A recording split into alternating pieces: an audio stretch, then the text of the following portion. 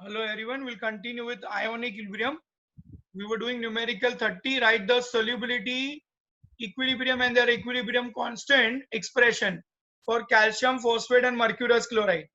Now calcium phosphate dissociate as 3Ca3 2 plus and phosphate is PO4 3 minus 2 times. So your X value is 3, okay, and Y value is 2. So KSP will be 3 raised to 3, 2 raised to 2, S raised to 3 plus 2. That is 108 S raised to 5. Abhi mercurous chloride, we can simply write HgCl. That was correct. Umema, you gave correct answer. It is HgCl. But here there is an exception that mercurous ions exist always as a dimeric form. Dimer matlab 2 Hg plus ions always exist together. तो इसका हो जाएगा Hg2 2 plus, and that is why we have to double up. So यहाँ पे x value is 1 and y value is 2. Now solve this. Complete this, come on.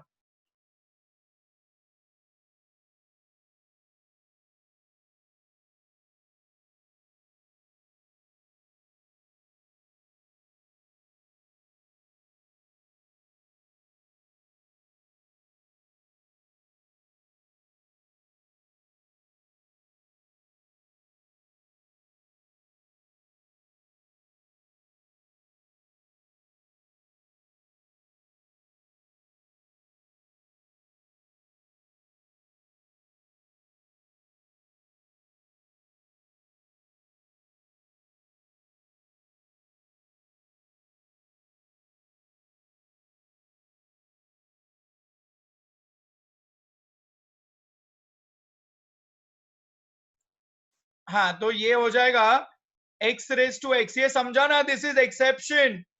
So this is important. Everybody remember this. X value is 1, Y value is 2. Your exception. Mercury exists. Mercurous ion exists in a dimeric form. So Hg2 2 plus.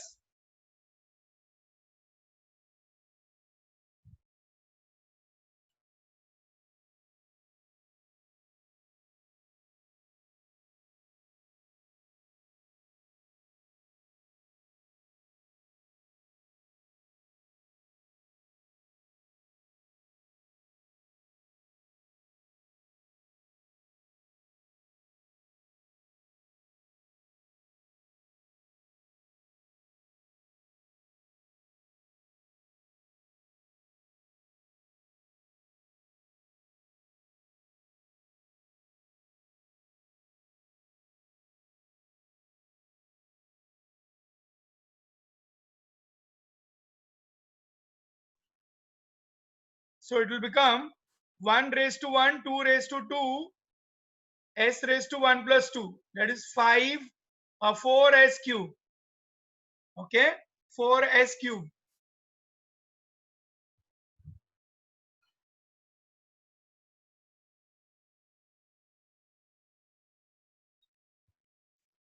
Chalo, next now.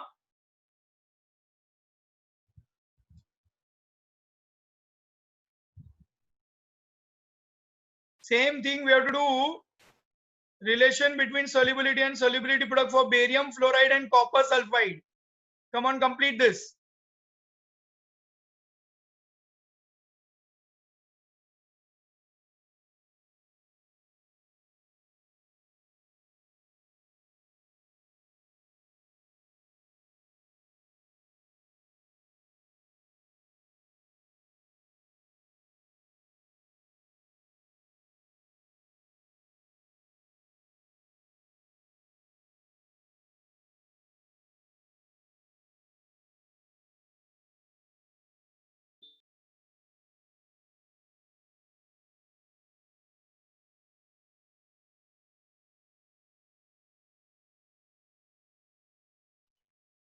See, barium fluoride dissociate to form Ba2 plus और fluorine की valency 1 है, so 2 fluoride ions. So X is 1 and Y is 2. चलो फिर तो easy है. X raised to X, Y raised to Y, S raised to X plus Y. 1 plus 1, 1 raised to 1, 2 raised to 2. Yeah, 4s cube. और ये cuprous sulphide, नहीं ये हाँ cupric sulphide हो जाएगा, CuS है, क्यूप्रिक सल्फाइड, या तो कॉपर सल्फाइड भी बोलते हैं इसको हम।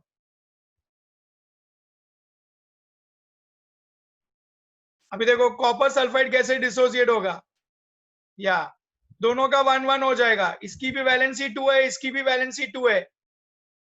तो ये सॉल्ट कैसे डिसोसिएट होते हैं, that all is very very important. Okay,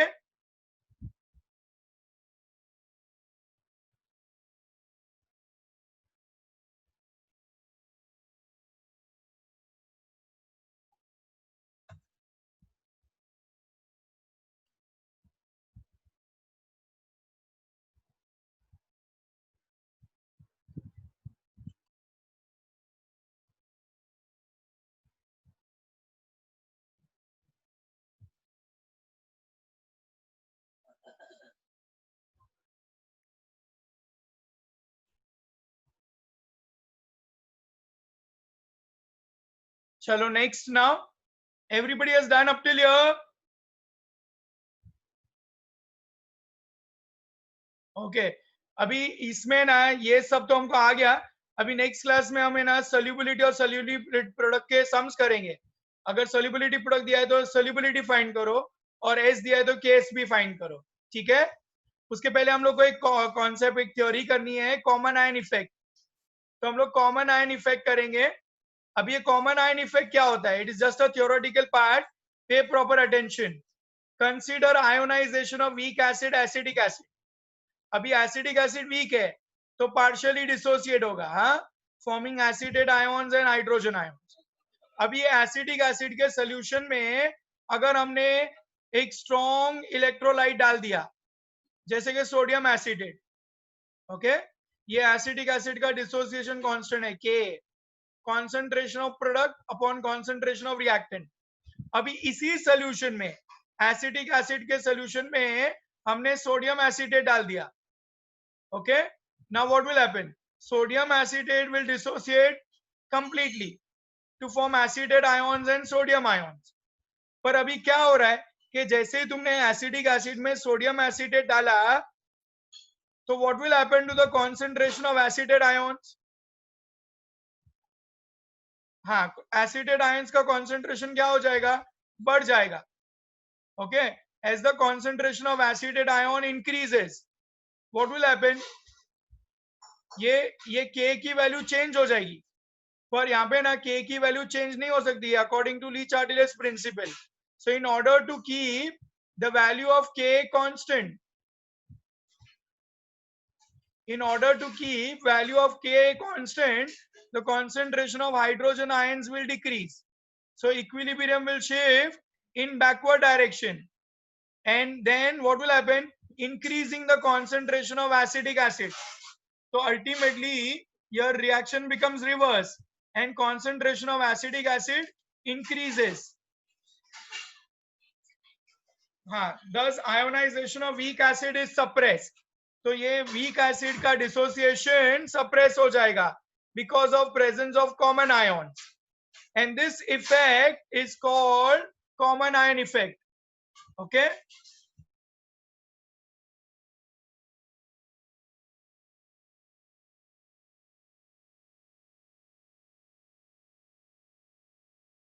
so what is common ion effect? When a strong electrolyte is added to weak electrolyte, it suppresses the dissociation of weak electrolyte having common ions, is called common ion effect। जब हम एक strong electrolyte weak electrolyte के solution में add कर देंगे जिसके ions common है, तो उसकी वजह से वीक इलेक्ट्रोलाइट और भी वीक हो जाएगा, उसका जो डिसोसिएशन है वो और कम होते जाएगा, और ये इफेक्ट को हम बुलाते हैं कॉमन आयन इफेक्ट। फिर से पूरा रिपीट करता हूं, ध्यान दो, देखो ध्यान दो, everybody pay attention. Consider ionisation of weak acid, acetic acid. अभी एसिडिक एसिड पार्शियली डिसोसिएट होगा क्योंकि वो वीक है। अभी इसी के सोल्यूशन में मैंने एक स्ट्रॉन्ग इलेक्ट्रोलाइट डाल दिया, सोडियम एसिडेट। ये एसिटिक एसिड का डिसोसिएशन कांस्टेंट है, मतलब लोमा अप्लाई करने के बाद हमको ये मिला। अभी इसी सोल्यूशन में मैंने सोडियम एसिडेट डाल दिया। अभी सोडियम एसिडेट क्योंकि स्ट्रॉन्ग है वो कंप्लीटली डिसोसिएट होगा। तो ये सोल्यूशन में जो कंटेनर में एसिडिक एसिड था, अभी उसमें एसिडेट आयंस बढ़ गए। तो जैसे ही एसिडेट आयंस बढ़ेंगे तो के की वैल्यू चेंज हो जाएगी, पर ली चार्टिलियस के हिसाब से के की वैल्यू चेंज नहीं हो सकती है, इसलिए हाइड्रोजन आयन का कॉन्सेंट्रेशन कम होना चाहिए। तो ये कम होने के लिए रिएक्शन क्या हो जाएगा, रिवर्स हो जाएगा। तो रिएक्शन रिवर्स होगा तो क्या होगा, एसिडिक एसिड का कॉन्सेंट्रेशन बढ़ जाएगा और एसिडिक एसिड का जो डिसोसिएशन है वो सप्रेस हो गया, और ये इफेक्ट को हम बुलाते हैं common ion effect. So suppression of degree of dissociation of weak electrolyte by addition of strong electrolyte having ions in common with weak electrolyte is called common ion effect. Everybody followed common ion effect? ठीक है। अभी देखो एक question आता है NEET JEE में कि acidic acid के सोल्यूशन में मैंने सोडियम एसिटेट डाल दिया। When I add sodium acetate in acidic acid solution, तो pH of solution will increase, decrease or will remain same? क्या आंसर होगा? If sodium acetate is added to acidic acid solution, तो pH of solution will increase, decrease or will remain same?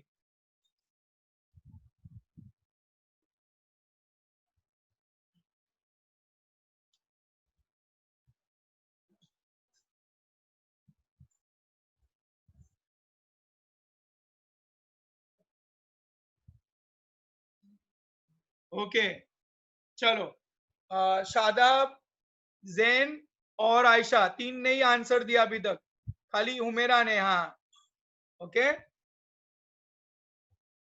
चलो, हुमेरा का answer correct है, बाकी तीनों का answer wrong है।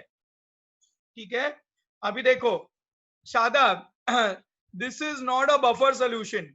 After mixing okay will achieve some pH. अभी एसिडिक एसिड का समझो पीएच था 5, 6 जो भी है, उसमें जैसे ही तुम सोडियम एसिडेट डालोगे तो sodium acetate is a basic salt, so what will happen, ये हाइड्रोजन आयंस कम कर रहा है, तो जैसे ही हाइड्रोजन आयंस कम करेगा तो पीएच इंक्रीज हो जाएगा। अभी ये दोनों कॉम्बिनेशन आके एक वैल्यू पे रुक जाएंगे, अभी वो बफर है। अभी वो बफर सोल्यूशन बनने के बाद उसमें मैंने और कोई एसिड या कोई बेस डाला तो पीएच चेंज नहीं होगा, अभी तक ये बफर बना नहीं है। ठीक है, तो अभी जब एसिडिक एसिड अकेला है तो उसका जो भी पीएच है 2, 3, 4 what ever is the pH, जैसे उसमें तुम सोडियम एसिडेट डालोगे तो सोडियम एसिडेट क्या कर रहा है, हाइड्रोजन आयंस कम कर रहा है, तो pH will increase now and it will come, the combination will come to a fixed value, whatever, maybe 4, 5, 6 whatever, but it will be less than 7. ठीक है, now in that solution we add acid or base, now the pH will not change because now it has become a buffer solution. So this is before making a buffer solution I was talking about. Is it clear? Ayesha समझा, जैन समझ आ रहा है, Shadab you got it? Okay, तो ऐसा confuse करने के लिए ये क्वेश्चन आता है एग्जाम में, तो इसीलिए मैंने तुमको क्लियर किया है, वरना तुम सोचोगे ये बफर है और बोलोगे पीएच विल बी, हाँ पीएच चेंज ही नहीं होगा, सो पीएच विल राइज ना, because solution is becoming slightly basic as hydrogen ions are decreasing. Okay या pH will increase. Is it clear? फिर एक बार बफर बन गया, ऐसे बोलेंगे ना, to the mixture of acetic acid and sodium acetate, now if acid is added तो पीएच चेंज नहीं होगा, but this is I am adding sodium acetate to the solution of acetic acid, और मैंने पूछा कि पीएच क्या होगा, ठीक है, दोनों क्वेश्चन समझ आ रहे हैं? क्वेश्चन है, if I take a mixture of acetic acid and sodium acetate and I add acid to it, what will happen to the pH? So answer is pH remains unchanged. Now the question is, if I add sodium acetate to the solution of acetic acid, what will happen to pH? So answer is pH will increase. I hope I'm clear with both the questions and answer. हाँ, when does it get converted into a buffer? मतलब when we mix both, दोनों का ratio mix कर दिया, अभी mix होने के बाद एक बार ये बफर सोल्यूशन बन गया है, अभी उसमें तुम एक एसिड या बेस डालो तो पीएच चेंज नहीं होगा. You got it what I'm saying? Okay. चलो ना, सेम कॉमन आयन इफेक्ट का क्वेश्चन आता है, what is common ion effect and explain giving example. तो पहले कॉमन आयन इफेक्ट का डेफिनेशन लेना है, फिर ये एग्जांपल एक्सप्लेन करना है. अभी और एक एग्जांपल है, दोनों सेम है, दोनों ही एग्जांपल आते हैं. ठीक है, तो दोनों समझने हैं. अभी समझो मैंने एसिडिक एसिड के सोल्यूशन में HCl डाल दिया. Listen to the question carefully. Acetic acid के सोल्यूशन में मैंने HCl डाल दिया, ठीक है, तो क्या होगा? पीएच बढ़ेगा, कम हो? एसिडिक एसिड का क्या होगा वो बताओ मुझे. अगर मैंने एसिडिक एसिड के सोल्यूशन में मैंने HCl डाला तो एसिडिक एसिड का डिसोसिएशन बढ़ेगा कि कम होगा?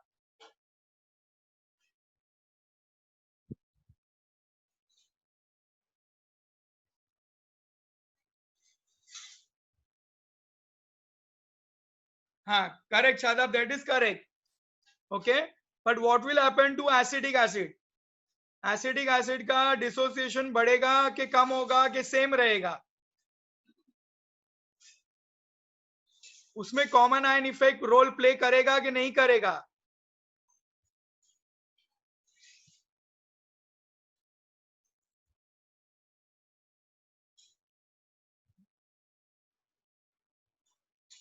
हाँ, जेन इनकरेक्ट है. देखो,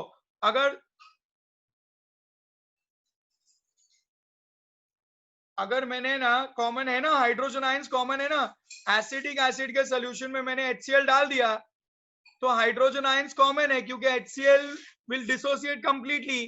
तो सोडियम एसिडेट की जगह पे अगर मैंने HCl डाला तो भी वही इफेक्ट दिखाई देगा, कॉमन आयन इफेक्ट. तो कोई भी कैटायन, जरूरी नहीं है एसिडेट आयंस कॉमन हो, हाइड्रोजन आयंस दोनों में से कोई भी एक कॉमन आयंस अगर ऐड करोगे तो डिसोसिएशन सप्रेस होगा. Is it clear?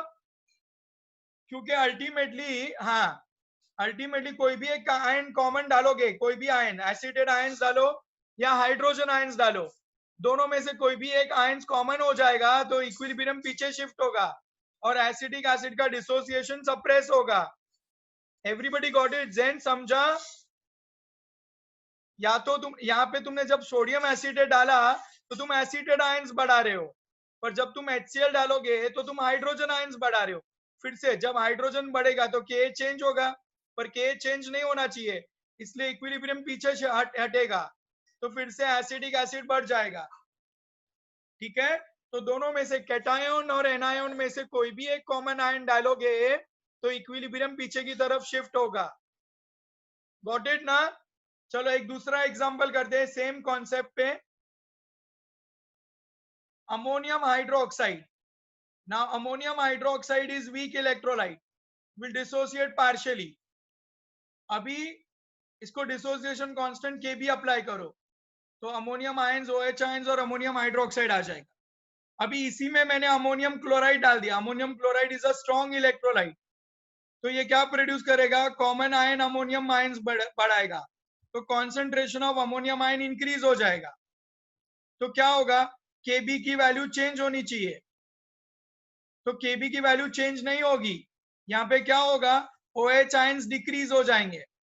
अभी OH आयंस डिक्रीज होंगे तो क्या होगा? इक्विलिब्रियम पीछे की तरफ शिफ्ट होगा और अमोनियम हाइड्रोक्साइड का कॉन्सेंट्रेशन इंक्रीज होगा. तो अल्टीमेटली रेशियो सेम हो जाएगा and Kb value will remain unchanged and this effect is called common ion effect. So ionization of weak base is suppressed due to presence of common ion, and this effect is called as common ion effect. So when a strong electrolyte, ये मैंने गलत लिख दिया, यहाँ पे ammonium chloride होगा.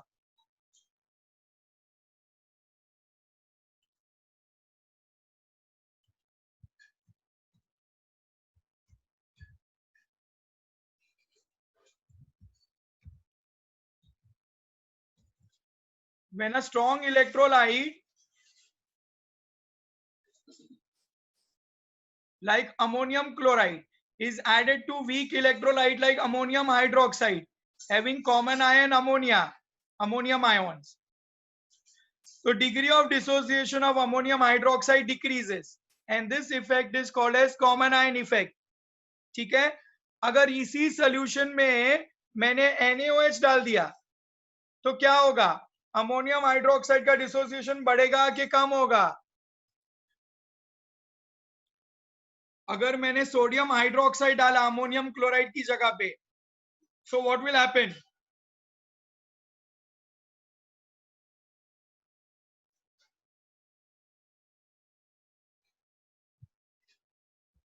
Same, it will produce common ion effect as the concentration of OH ions will increase. Equilibrium will shift in backward direction, suppressing the dissociation of ammonium hydroxide. Is it clear? So everybody followed common ion effect. Any doubt?